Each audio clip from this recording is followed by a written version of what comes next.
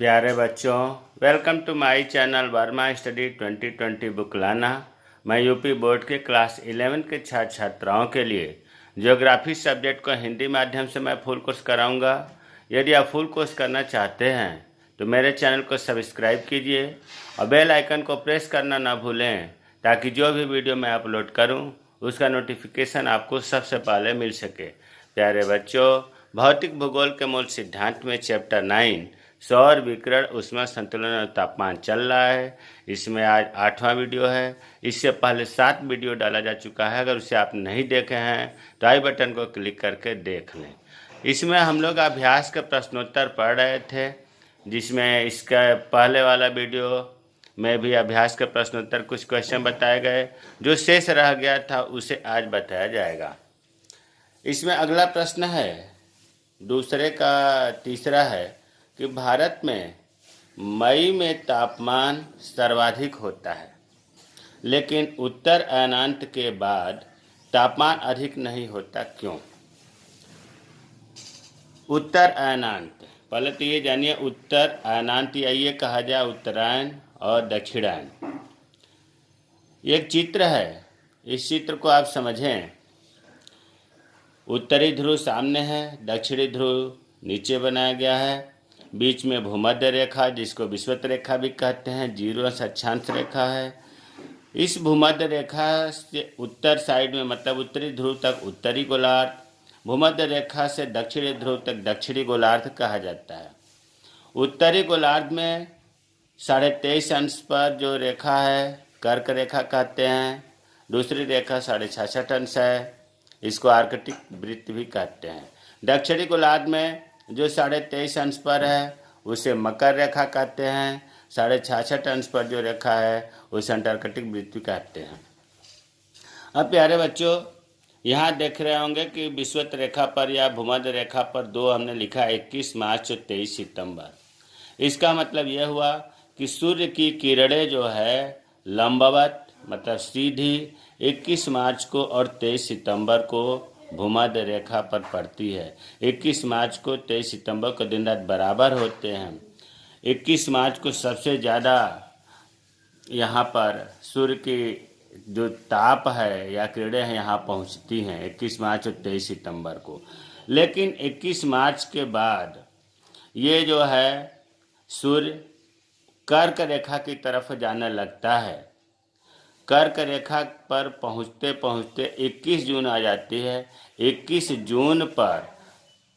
जून को कर्क रेखा पर सूर्य की लंबवत किरणें पड़ने लगती है। जैसे पहले विषुवत रेखा पर पड़ती थी उसी तरह से 21 जून पर पड़ने लगती है। मतलब 21 जून को कर्क रेखा पर सबसे लंबा दिन होता है। सबसे लंबा दिन होगा तो सबसे छोटी रात होगी और यहाँ पर सबसे ज़्यादा टेम्परेचर होगा।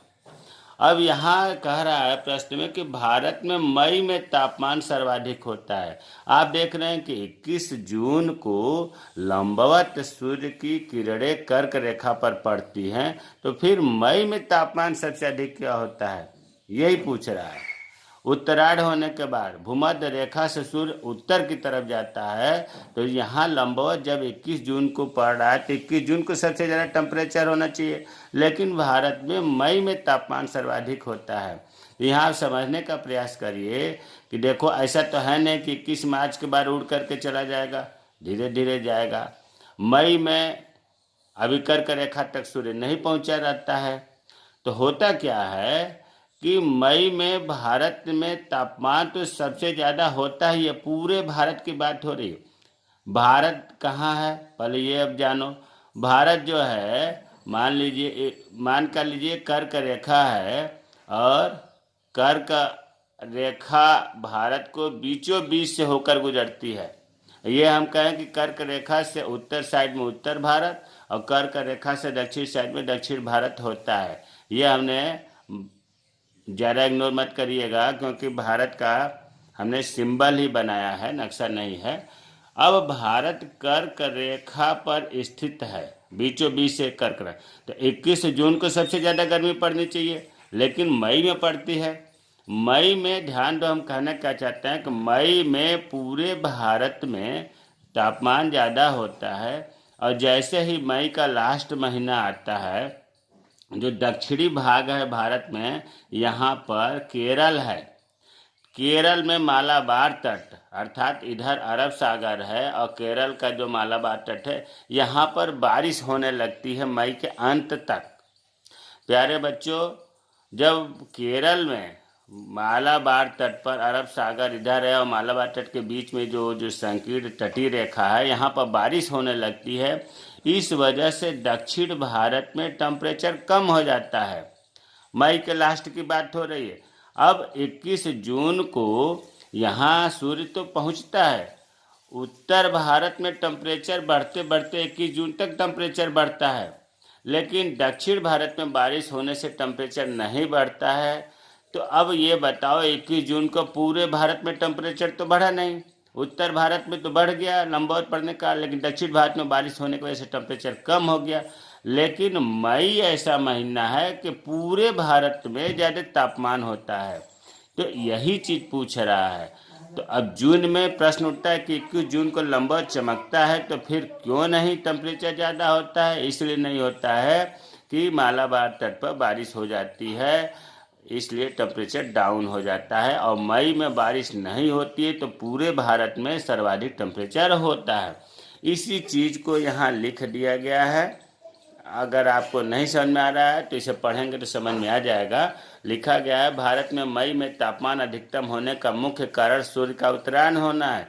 21 मार्च से जब कर्क रेखा की तरफ जाएगा तो उत्तरायण कहा जाएगा।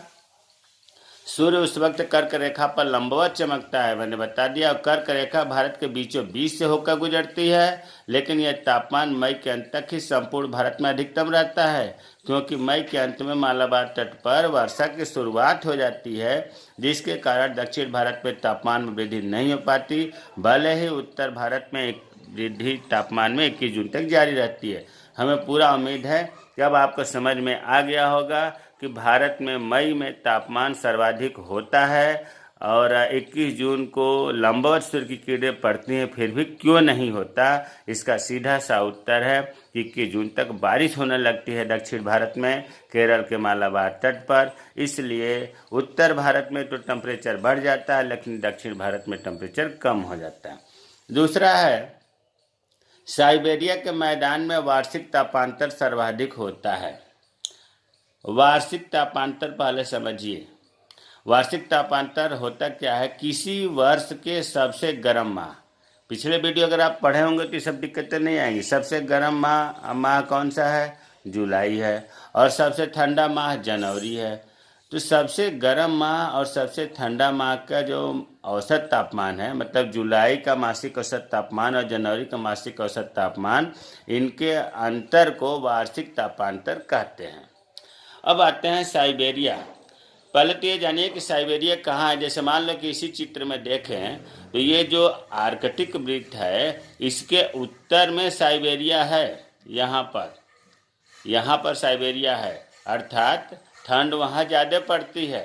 तो वो लिखा है यहाँ पर, समझने का प्रयास करिए कि साइबेरिया का मैदानी भाग समुद्र से काफ़ी दूर आर्कटिक वृत्त के उत्तर, आर्कटिक वृत्त मतलब 66.5 टन से उत्तर है। और समुद्र से जब दूर है तो क्या होगा? यहाँ पर जलवायु विषम होगी। समुद्र के पास में जलवायु समान होती है, न गर्म होता है न ठंडा होता है जल्दी, इस वजह से टेम्परेचर समान होता है। अब ये समुद्र से दूर है तो टेम्परेचर काफ़ी डिफरेंस होगा, विषम जलवायु होगी। अब विषम जलवायु का मतलब हुआ कि साइबेरिया के मैदानी भागों में शीत ऋतु में, जाड़ों में तापमान -18 डिग्री से -48 डिग्री तक रहता है। यहाँ साइबेरिया का जो मैदानी भाग है, यहाँ पर जाड़ों में -48 डिग्री सेंटीग्रेड तक टेम्परेचर पहुँच जाता है। 0 डिग्री सेंटीग्रेड पर पानी जम जाता है, बर्फ हो जाता है। सोचो कि 0 के बाद -1 -2 कितना, -48 कितना मिनिमम टेम्परेचर यहाँ है। लेकिन ग्रीष्म ऋतु का तापमान 20 डिग्री सेंटीग्रेड तक पहुँच जाता है। तो अब वार्षिक अगर तापांतर निकालना हो, तभी आपको बताया गया था कि गर्म माह का मतलब ग्रीष्म ऋतु में कितना है? 20 डिग्री। और इसमें से हम ठंडा माह मान लो 48 है, तो -48 डिग्री सेंटीग्रेड घटाएंगे ये माइनस माइनस प्लस हो जाएगा, 20 + 48 हो जाएगा, 68 हो गया। मतलब शीत ऋतु और ग्रीष्म ऋतु के जो तापांतर है वो 68 डिग्री सेंटीग्रेड तक होता है, जो बहुत अधिक है। अब प्रश्न उठता है, मन में बात आती है कि इतना टेम्परेचर अंतर क्यों है, -48 जाड़े में हो गया और 20 डिग्री सेंटीग्रेड गर्मी में हो गया। तो इसका मुख्य कारण यह है कि वहाँ पर गर्म धाराएं बहती हैं। कहाँ? साइबेरिया के मैदानी क्षेत्रों के पास। गर्म महासागरीय धारा में 2 धारा फेमस है, याद रखना होगा। एक तो गल्फ स्ट्रीम धारा और दूसरा उत्तर अटलांटिक महासागरीय धारा। गल्फ स्ट्रीम और उत्तरी अटलांटिक महासागरीय धारा के वजह से जो वहाँ पर अंध महासागर को अटलांटिक महासागर भी कहते हैं, इसका उत्तरी भाग जो है वह अधिक गर्म हो जाता है। और उत्तरी भाग अधिक गर्म होने के कारण यूरेशिया का मैदानी भाग गर्म होता है और साइबेरिया वहीं पर है। तो साइबेरिया का मैदानी भाग जो अंध महासागर के निकट है, यहाँ पर गर्म होता है, इसीलिए वार्षिक तापांतर अधिक होता है। तो हमें उम्मीद है कि प्रश्न जो है, साइबेरिया के मैदान में वार्षिक तापांतर सर्वाधिक होता है, क्यों? तो यहाँ सर्वाधिक होने का कारण तापांतर क्या है, आप समझ गए। शीत ऋतु में कितना तापमान होता है ये भी आप समझ गए, ग्रीष्म ऋतु में कितना तापमान होता है ये भी समझ गए, और साइबेरिया में तापमान जो अंतर आ रहा है उसका मुख्य कारण है गल्फ स्ट्रीम धारा और उत्तर अटलांटिक महासागरीय धारा की उपस्थिति। इसके वजह से साइबेरिया का मैदानी भाग गर्म धाराओं की वजह से तापांतर ज़्यादा मिलता है। तो हमें उम्मीद है कि प्रश्न समझ में आ गया होगा। अगला प्रश्न है, अक्षांश और पृथ्वी के अक्ष का झुकाव किस प्रकार पृथ्वी की सतह पर प्राप्त होने वाले विकिरण की मात्रा को प्रभावित करते हैं। पहले तो प्रश्न में देखो, अक्षांश जो भूमध्य रेखा के समानांतर रेखाएं खींची गई हैं, काल्पनिक रेखाएं, वह अक्षांश है। और पृथ्वी के अक्ष का झुकाव, अब अक्ष के झुकाव, ये दोनों चीज़ें, अक्षांश तो आपको पता है कि जो पूर्व पश्चिम रेखाएं हैं पृथ्वी पर, भूमध्य रेखा से उत्तर साइड में 90, भूमध्य रेखा से दक्षिण साइड में 90, 180 हो गए, अक्षांश हो गया। अक्ष का झुकाव जानना जरूरी है। इन दोनों की वजह से ही पृथ्वी का जो धरातल है, इस पर जो सूर्य तक पहुंचता है, ताप की किरणें जो पहुंचती हैं, प्रभावित होती हैं इन दोनों से। कौन? किससे? अक्षांश से और अक्ष के झुकाव से। तो पहले हम अक्ष का झुकाव देख लेते हैं। अक्ष के झुकाव को समझने के लिए हमने बॉक्स में कुछ चीज़ें लिखा है, इसे जानना जरूरी है। पहले तो ये कक्षा या कक्ष, पृथ्वी जिस काल्पनिक रेखा पर चलकर सूर्य का चक्कर लगाती है उसे कक्षा या कक्ष कहते हैं। जैसे मान लीजिए हमने पृथ्वी का बनाया है और ये सूर्य के चारों ओर, यहाँ बीच में अगर सूर्य है तो इसके चारों ओर पृथ्वी चक्कर लगाती है। ये जो दीर्घवृत्ताकार होता है, तो इस दीर्घवृत्ताकार को ही कहते हैं कक्ष या कक्षा। अब पृथ्वी से हो करके, मान लो इसके बाहर दीर्घवृत्ताकार है, अब पृथ्वी से हो करके इसकी कक्षा से जो सर्किल लगा रही है, इसकी पृथ्वी से होकर इसकी कक्षा से जाने वाली समतल को कक्षीय समतल कहते हैं। मान लो इसके चारों ओर पृथ्वी सूर्य का चक्कर लगा रही है, तो इसके बीच में हमने एक सीधी रेखा खींच दिया। पृथ्वी के कक्षा को पार करते हुए इस तरह से हमने एक सीधी रेखा खींच दिया है, जो इसका नाम रखा गया पृथ्वी का कक्षीय समतलन। तो ये चीज़ आपको समझ में आ गया होगा। अब अक्ष का झुकाव आते हैं, तो जो ये पृथ्वी का अक्ष है, अब यहाँ मैं एक चीज़ पहले बता दूं कि पृथ्वी का कक्षीय समतल जो है, ये हमने डॉट डॉट खींचा है, इस पर हमने एक लंब डाला, मतलब 90 अंश का कोण बनाया। पृथ्वी के कक्षीय समतल पर लंब डाला, और लंब डालने के बाद इस पृथ्वी का उत्तरी ध्रुव यहाँ होना चाहिए, दक्षिणी ध्रुव यहाँ होना चाहिए, लेकिन ऐसा होता नहीं है। पृथ्वी जो है, जो ये समकोण बन रहा है, समकोण बनाने वाली जो ये रेखा है, इससे 23.5 अंश झुकी हुई है। मतलब पृथ्वी का जो अक्ष है और समतल पर जो लंब पड़ा है इसके बीच में 23.5 अंश का कोण है। देखो ये दिखाया गया है। पृथ्वी का उत्तरी ध्रुव यहाँ है, पृथ्वी का अक्ष जिसको कह सकते हैं, ये समतल कच्છી समतल पर जो लंब है उससे 23.5 अंश झुकी हुई है। और जो ये पृथ्वी का अक्ष है एक्सिस, इससे और कच्ची समतल के बीच में 66.5 अंश है। ये रहा 23.5 अंश। और पृथ्वी के एक्सिस अक्ष से पृथ्वी की कच्ची समतल से ये जो कोण है ये 66.5 अंश है। तो इसी को कहा जाता है अक्ष का झुकाव।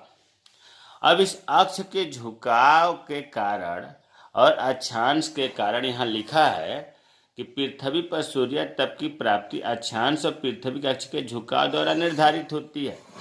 अक्षांश और पृथ्वी का जो 66.5 अंश झुकाव है यह सूर्य तप को प्रभावित करती है। पृथ्वी का अक्ष सूर्य के चारों ओर परिक्रमण की समतल कक्षा से 66.5 अंश का कोण बनाती है। अभी हमने बता दिया कि समतल कक्षा है और ये एक्सिस है, 66.5 अंश का कोण बनाए। अब जो है इसके कारण 66.5 अंश के कारण ही सभी अक्षांशों पर किरणों का नति कोण समान नहीं होता है। एक शब्द आ गया कि जो 66.5 अंश का कोण बनाता है इसके कारण ही सभी अक्षांशों पर किरणों का नति कोण समान नहीं होता। नति कोण क्या है? हमने नीचे परिभाषा लिखा है नति कोण का। ये चुंबकीय क्षेत्र की दिशा, अरे जो ऊपर लंब डाले थे ये वाला लंब इसकी, और ये क्षैतिज रेखा चुंबकीय क्षेत्र, इसको कहेंगे चुंबकीय क्षेत्र की दिशा और क्षैतिज दिशा के मध्य बनने वाले कोण को नति कोण कहते हैं। और ये नत कोण जो है उच्च अक्षांशों पर, मतलब जैसे जैसे ध्रुवों पर जाएंगे कम होता है, और निम्न अक्षांशों पर भूमध्य रेखा की तरफ आएंगे तो यह अधिक होता है। यही कारण है कि भूमध्य रेखा से ध्रुवों की ओर उत्तरी चाहे दक्षिण जाएंगे तो तापमान कम होता जाता है। तो अब तक आपने इस चित्र के बारे में पढ़ा कि पृथ्वी के कच्છી समतल पर जब हम लंब डालते हैं और उससे 66.5 अंश का जो कोण बनता है, अक्ष का जो झुकाव है, इसके कारण भी तापांतर होता है। और दूसरा अक्षांश का देख लो, बीच ये उत्तरी ध्रुव दक्षिणी ध्रुव, बीच में भूमध्य रेखा, 23.5 अंश पर कर्क रेखा, 66.5 अंश पर आकृतिक वृत्त, इसी तरह से दक्षिण गोलार्ध में 21 मार्च को भूमध्य रेखा पर सूर्य की लंबवत किरणें पड़ती हैं और 23 सितंबर को भी पड़ती हैं। लेकिन जैसे ही उत्तरायण होता है सूर्य, तो 21 जून को कर्क रेखा पर लंबवत पड़ने लगती है, और 21 जून से फिर आगे नहीं जाता है सूर्य। 23 सितंबर को फिर यह वापस यहाँ पहुँचता है, फिर दक्षिणी गोलार्ध में आता है तो मकर रेखा पर 22 दिसंबर को पहुँचता है, और 22 दिसंबर से फिर ये वापस जाता है भूमध्य रेखा की तरफ तो 21 मार्च को। तो यही कारण है कि 21 मार्च से 21 जून उत्तरायण हुआ, और 21 जून से 23 सितंबर तक ये जो है 6 महीने का टाइम लगता है। तो इस साइड में उत्तरी ध्रुव पर 6 महीने दिन होगा, दक्षिणी ध्रुव पर रात होगा। और जैसे ही 23 सितंबर से 22 दिसंबर दक्षिणायन कहलाएगा, 22 दिसंबर से 21 मार्च तक विषुवत रेखा पर पहुंचेगा, तो इस साइड में प्रकाश पहुंचेगा, अर्थात दक्षिणी ध्रुव पर 6 महीने का दिन होगा, उत्तरी ध्रुव पर रात होगा। 66.5 अंश से उत्तर ध्रुव में जाएं, 66.5 अंश से दक्षिणी ध्रुव पर जाएं तो तापमान घटता जाता है। ये सब प्रभाव अक्षांशों का ही तो है। तो अब आपको समझ में आ गया होगा कि अक्षांश के कारण, पृथ्वी के अक्ष के झुकाव के कारण पृथ्वी के धरातल पर सूर्य तप की मात्रा प्रभावित होती है। अब अगला प्रश्न है, उन प्रक्रियाओं की व्याख्या करें जिनके द्वारा पृथ्वी तथा इसका वायुमंडल ऊष्मा संतुलन बनाए रखता है। देखिए ये प्रश्न, इस प्रश्न का उत्तर वीडियो 47 में पढ़ाया गया है, फिर भी हम थोड़ा सा यहाँ बता देना चाह रहे हैं कि ऊष्मा संतुलन क्या है। देखिए ऊष्मा संतुलन का मतलब सीधी सी बात यह है कि जो ऊपर से सौर विकिरण मिलता है पृथ्वी को, जिसको हम कहते हैं सूर्य तप, जितना मिलता है उतना ही पृथ्वी फिर उसको वापस कर देती है। शार्ट में मैं यहाँ बता दूं, बाकी विस्तृत ब्यौरा तो आप 47 से पढ़ेंगे। जितना पृथ्वी को सूर्य तप मिलता है पृथ्वी उसे वापस कर देती है अंतरिक्ष में, जिसे हम पार्थिव विकिरण कहते हैं। सौर विकिरण जो है ये लघु तरंगों के द्वारा होता है, पार्थिव विकिरण दीर्घ तरंगों के द्वारा होता है। तो सबसे पहले हम लघु तरंगों द्वारा सौर विकिरण समझ लें मोटे मोटे, क्योंकि हो सकता है कुछ लोग उस वीडियो को न देखे हों। लघु तरंग मतलब सौर विकिरण वाला बताने जा रहा हूँ कि पृथ्वी पर कितना पहुँचता है, फिर बाद में पार्थिव विकिरण बताएंगे। देखो जैसे हमने एक दिखा दिया कि ये पृथ्वी है, मान लिया ये पृथ्वी है और ये हमने मान लिया वायुमंडल है और ये हमने मान लिया सूर्य है। सूर्य से माना गया कि 100% सूर्य तप चला। सूर्य के जो सूर्य तप है कितना चला? 100%।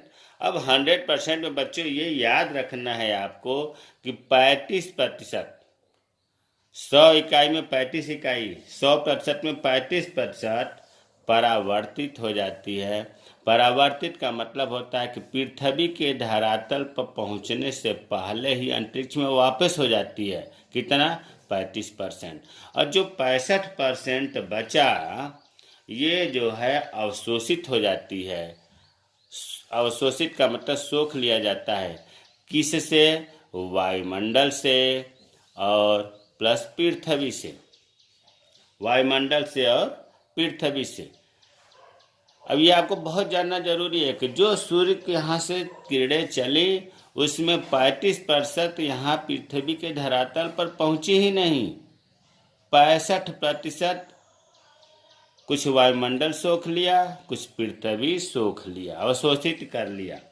अब इस 35% को हमें समझना है कि परावर्तित जो होता है वो किस किस तरीके से होता है। तो देखो 6% जो परावर्तित हो रहा है इसका माइनस में दिखा रहा है। माइनस का मतलब कि अंतरिक्ष में वापस हो गया। वायुमंडल से टकरा करके 6% सूर्य का किरणें अंतरिक्ष में वापस चली गई। क्लियर? जितना चला था वायुमंडल की परत से टकरा करके 6% परावर्तित हो गई। और इसके बाद वायुमंडल में बादल भी होता है। बादल से इस पर एरो होगा, बादल से टकरा करके अंतरिक्ष में 27% वापस चली गई। ये भी 6% वायुमंडल के ऊपरी परत से टकरा कर परावर्तित हो गई, 27% बादल से टकरा कर अवशोषित हो गई और 2% पृथ्वी पर हिम आच्छादित क्षेत्र है बर्फ, इससे टकरा करके परावर्तित हो गई। तो 27, 2, 29, 35, देखो तीनों में ला करके 35% परावर्तित हो गई। सूर्य की किरणें जितनी परावर्तित हो गई इन सब को मिला करके एक शब्द कहा जाता है एल्बिडो। एल्बिडो जितनी किरणें वापस हो जाती हैं सूर्य तप की वो एल्बिडो कहलाती है। तो अब आपको समझ में आ गया होगा कि पृथ्वी के धरातल पर देखो हिम आच्छादित को हम पृथ्वी के धरातल नहीं बोलेंगे, हिम आच्छादित बर्फ वाले हिस्से को कहते हैं, विशेष तौर से ध्रुवों पर। अब यहाँ ये देखना है कि 35% आपको समझ में आ गया होगा कि धरातल पर पहुँचने से पहले जो वापस हो जाती है 6% तो वायुमंडल के ऊपरी परतों से, 27% बादल से और 2% हिमाच्छादित से। अब हम इस 65% को पढ़ते हैं प्यारे बच्चों। इस 65% जो वायुमंडल कुछ अवशोषित कर लेता है, कुछ पृथ्वी अवशोषित कर लेता है, तो वायुमंडल 14% अवशोषित करता है और पृथ्वी पर 51% पहुंचता है। ये चीजें अब देखो 14% हमने यहाँ दिखा दिया कि वायुमंडल 14 प्लस, इसमें प्लस में दिखाना है क्योंकि वायुमंडल और पृथ्वी में अवशोषित हो रहा है। तो 14% वायुमंडल में अवशोषित हो गया और पृथ्वी को आपको अभी बताया कि 51% पृथ्वी अवशोषित कर लेती है। अब ये दो डाटा याद रखना, अभी इनकी जरूरत पड़ेगी। 51% पृथ्वी अवशोषित कर लिया और 14% वायुमंडल अवशोषित कर लिया। अब ये जो 51% पृथ्वी अवशोषित किया है, यह भी पृथ्वी अपने पास नहीं रखती है, कुछ वायुमंडल में, कुछ डायरेक्ट अंतरिक्ष में परावर्तित कर देती है, जिसको कहा जाता है पार्थिव विकिरण। और पार्थिव विकिरण जो है दीर्घ तरंगों द्वारा पार्थिव विकिरण कहा जाता है। इसको भी समझ लेते हैं, दीर्घ तरंगों द्वारा पार्थिव विकिरण। उसी तरह से इसमें भी बनाएंगे। यहाँ हमने बना दिया, ये पृथ्वी हो गया, ये वायुमंडल हो गया, और यहाँ हमने सूर्य दिखा दिया। अभी इससे पहले हमने ये दो डाटा आपको याद करने को कहा था कि सूर्य तप द्वारा वायुमंडल में 14% और पृथ्वी पर 51%। पृथ्वी पर कितना बताया? 51% अवशोषित हुआ। और वायुमंडल में यहाँ लिख दे रहा हूँ, सूर्य तप द्वारा कितना बताया? 14% बताया। अब हमें ये पढ़ना है कि ये 51% जो पृथ्वी को मिला है, अवशोषित की है, ये वापस कर रही है। तो प्यारे बच्चों, पृथ्वी जो है डायरेक्ट अंतरिक्ष में 17% भेज देती है, परावर्तित कर देती है। 17%। जब 17% 51 में से निकालेंगे तो 34% बचा। पृथ्वी के पास जो 34% बचा है, ये वायुमंडल में भेज देती है, वायुमंडल अवशोषित कर लेता है। तो ये 51% का 51% वापस कर दी पृथ्वी, 17% डायरेक्ट अंतरिक्ष में, 34% वायुमंडल में। अब थोड़ा सा यहाँ डीपली नॉलेज ये देखो कि जो 34% है, इसमें 6% जो है स्वयं वायुमंडल इससे ले लेता है। 6% स्वयं वायुमंडल द्वारा अवशोषित कर लिया जाता है, 9% संवहन द्वारा और 19% संघनन द्वारा। अब ये संवहन क्या है, संघनन क्या है, ये चीज़ें पिछले वीडियो में बताया गया है। तो यहाँ इसके अंदर की बात हो गई। अब 51% में 17% डायरेक्ट अंतरिक्ष में पहुँच गया, 34% जो है वायुमंडल में पृथ्वी दे दिया। पृथ्वी जितना ली थी उतना वापस कर दी। अब सोचो वायुमंडल में कितना हो गया? 14% तो सूर्य तप ने अवशोषित किया था और 34% पृथ्वी पार्थिव विकिरण के द्वारा अवशोषित हुआ। फिर यह वायुमंडल इस 14% को और इस 34% को भी अंतरिक्ष में भेज देता है। तो ये आपका जो है देखे होंगे आप कि सौर विकिरण से जितना मिला पृथ्वी को, पार्थिव विकिरण के द्वारा पृथ्वी उसे वापस कर दी। इस पूरे को कहा जाता है ऊष्मा संतुलन या ऊष्मा वजन। तो जो अगला क्वेश्चन था आपको कि उन प्रक्रियाओं की व्याख्या करें जिनके द्वारा पृथ्वी तथा इसका वायुमंडल ऊष्मा संतुलन बनाए रखता है। पृथ्वी और वायुमंडल ऊष्मा संतुलन को कैसे बनाए रखता है, समझ में आ गया होगा। विस्तृत जानकारी के लिए वीडियो 47 देखें। लास्ट क्वेश्चन है, जनवरी में पृथ्वी के उत्तरी और दक्षिणी गोलार्ध के बीच तापमान के विश्वव्यापी वितरण की तुलना करें। वीडियो 51 में खूब बढ़िया से बताया गया है जनवरी माह का और जुलाई माह का। फिर भी यहाँ हम थोड़ा सा आपको हिंट कर दूं कि देखिए जनवरी माह की समताप रेखाओं का ये चित्र है। इस चित्र को देखने से आपको क्लियर होगा, ये विश्व का है, बीच में भूमध्य रेखा है या विषुवत रेखा, इसके उत्तर साइड में उत्तरी गोलार्ध, इसके नीचे दक्षिणी गोलार्ध कहा जाता है। यहाँ उत्तरी ध्रुव है, यहाँ दक्षिणी ध्रुव है। उत्तरी गोलार्ध में, और ये जो लाइन खींचा गया है इनको समताप रेखाएं कहा जाता है, जो समान ताप को जोड़ने वाली रेखा है। उत्तरी गोलार्ध में समताप रेखाएं ज़्यादा मुड़ी हुई टेढ़ी मेढ़ी जिगजैग हैं, जबकि दक्षिणी गोलार्ध में ये सीधी हैं। ऐसा क्यों है? क्योंकि स्थल ज़्यादा है उत्तरी गोलार्ध में, और स्थल जल्दी गर्म होता है, जल्दी ठंडा होता है। इस वजह से ये जिगजैग समताप रेखाएं मुड़ी हुई है और दक्षिणी गोलार्ध में जल ज़्यादा है। जल जल्दी गर्म नहीं होता है, जल्दी ठंडा नहीं होता है, इसलिए दक्षिणी गोलार्ध में समताप रेखाएं कम टेढ़ी मेढ़ी हैं। ज़्यादा तापमान में विभिन्नता के कारण पास पास में समताप रेखाएं उत्तरी गोलार्ध में हैं, जबकि दक्षिणी गोलार्ध में दूर दूर हैं। जब उत्तरी गोलार्ध में पास पास होंगी तो ज़्यादा होंगी, दक्षिणी गोलार्ध में कम होंगी। अब इसकी और विशेषता देखते हैं कि शीतकाल में, भाई जनवरी के महीने में उत्तरी गोलार्ध में सबसे ज़्यादा ठंड पड़ती है, दक्षिणी गोलार्ध में जनवरी में गर्मी पड़ती है। उत्तरी गोलार्ध की बात कर रहा हूँ। उत्तरी गोलार्ध में जो समताप रेखाएं हैं ये महासागर से, इसको जो है यहाँ चित्र से समझो हम कहना क्या चाहते हैं। जैसे मान लीजिए कि ये बीच में हमने बना दिया भूमध्य रेखा, ये बीच का स्थल है, स्थलीय भाग। यहाँ सागर है, अरब सागर, इधर बंगाल की खाड़ी। उत्तरी गोलार्ध की बात हो रही है। उत्तरी गोलार्ध में महासागर से, मतलब इधर से महाद्वीपों में जब प्रवेश करती है समताप रेखाएं तो इनकी दिशा भूमध्य रेखा की ओर झुक जाती हैं। क्या बताया? अरब सागर से, या ऐसे कहिए महासागर से महाद्वीपों में, जल से थल में जब ये समताप रेखाएं खींचा हूँ, समताप रेखाएं प्रवेश करती हैं तो ये भूमध्य रेखा, यही तो है, भूमध्य रेखा की ओर झुक जाती है।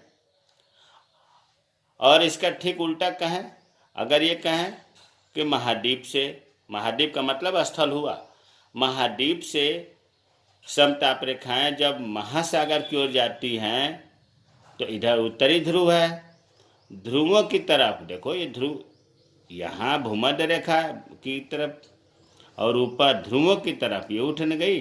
फिर समझिए हम कहना क्या चाहते हैं। स्थल से जब जल की ओर समताप रेखाएं जब चलती हैं तो ध्रुवों की तरफ, देखो सीधे नहीं आए, ध्रुवों की तरफ, ऊपर ध्रुव है, ध्रुवों की तरफ मुड़ जाती है। उत्तरी गोलार्ध की विशेषता हो गई। अब दक्षिणी गोलार्ध में देखते हैं। दक्षिणी गोलार्ध में भी जब महासागर से महाद्वीपों में प्रवेश करती है तो उसमें भी ऐसे ही था, इसमें भी ऐसा है, लेकिन यहाँ हम कहते थे कि भूमध्य रेखा की तरफ झुक गई। अब यहाँ भूमध्य रेखा थोड़े नहीं, यहाँ दक्षिणी ध्रुव है, यहाँ दक्षिणी ध्रुव है। तो अब ये कहेंगे कि महासागर से जब महाद्वीपों में समताप रेखाएं प्रवेश करती हैं दक्षिणी गोलार्ध में तो दक्षिणी ध्रुव की तरफ झुक जाती है, और स्थल से महाद्वीप से जब इधर जाती है, महाद्वीप से महासागर की तरफ जाती हैं तो समताप रेखाएं भूमध्य रेखा की तरफ झुक जाती हैं। तो ये जो है जनवरी माह की विशेषताएं हैं। हमें उम्मीद है कि ये आपको समझ में आ गया होगा। अगर नहीं समझ में आए तो कमेंट बॉक्स में कमेंट करिएगा, मैं रिप्लाई करूंगा। और इसके लिए हमारा एक रिक्वेस्ट है कि जो वीडियो 51 है उसे आप समझें, उसमें बहुत बढ़िया से इससे विस्तृत से बताया गया है। तो यहाँ तक हो गया। अब इसके आगे की विशेषता है कि इसके विपरीत दक्षिणी गोलार्ध में जब समताप रेखाएं महासागरों से महाद्वीपों में प्रवेश करती है तो इनकी दिशा ध्रुव की ओर मुड़ जाती है, ये बता दिया गया। जनवरी में दक्षिणी गोलार्ध में अधिक तापमान के कारण मरुस्थल पाए जाते हैं, जैसे अटाकामा मरुस्थल। यहाँ जनवरी में यहाँ उत्तरी गोलार्ध में शीत ज़्यादा पड़ रहा है, ठंड ज़्यादा पड़ रहा है, तो दक्षिणी गोलार्ध में गर्मी, तो दक्षिणी गोलार्ध में मरुस्थल ज़्यादा पाया जाता है जो गोल गोल होती हैं समताप रेखाएं। अब जैसे इसमें दिखाया गया है कि यहाँ दक्षिणी अमेरिका में अटाकामा मरुस्थल, यहाँ दक्षिणी अफ्रीका में कालाहारी मरुस्थल है ना, ऑस्ट्रेलिया में ऑस्ट्रेलियाई मरुस्थल, ये जो है जनवरी में दक्षिणी गोलार्ध में ये पाए जाते हैं। अभी जो हमने बताया था उसी चित्र के यहाँ भी व्याख्या हुआ है कि ये मान लिया कि स्थल है, बीच में भूमध्य रेखा है, इधर अरब सागर, इधर बंगाल की खाड़ी, मतलब पानी है। अब यहाँ से 30 डिग्री सेंटीग्रेड की समताप रेखा जैसे ही महाद्वीपों में प्रवेश में पहुँची स्थल में पहुंची, नीचे की तरफ भूमध्य रेखा की तरफ झुक गई। ऐसा क्यों होता है? क्योंकि देखिए स्थल जो है जल्दी गर्म होता है। तो पता चला यहाँ पानी कम गर्म था तो 30 डिग्री सेंटीग्रेड है, यहाँ 40 डिग्री स्थल का है, तो हमें तो 30 का ही मिलाना होगा, 30 नीचे होगा, इसलिए यहाँ झुक गई। और फिर जैसे ही महासागर में गई 30 यहाँ है तो ऊपर हो गई। उसी तरह से अगर इधर से बात करें महाद्वीप में 30 डिग्री सेंटीग्रेड यहाँ है, जैसे ही महासागर में पहुँचेगी ध्रुवों की तरफ, इधर ध्रुव है, झुक जाती हैं। दक्षिणी गोलार्ध में समताप रेखाएं महासागर से जैसे ही महाद्वीप में प्रवेश करती हैं ध्रुवों की तरफ झुक जाती है। और इसका उल्टा बोलना हो कि समताप रेखाएं दक्षिणी गोलार्ध में महाद्वीप से जैसे ही महासागर में प्रवेश करती हैं भूमध्य रेखा की तरफ झुक जाती हैं। तो हमें उम्मीद है कि आज का वीडियो आपको पसंद आएगा। पूरा अभ्यास के प्रश्नोत्तर समाप्त हो गया है। मुझे पूरा विश्वास है कि आपको समझ में आया होगा। अगर नहीं समझ में आया तो कमेंट बॉक्स में कमेंट करें, मैं रिप्लाई करूंगा। मेरे चैनल को सब्सक्राइब कीजिए। जय हिंद, जय भारत।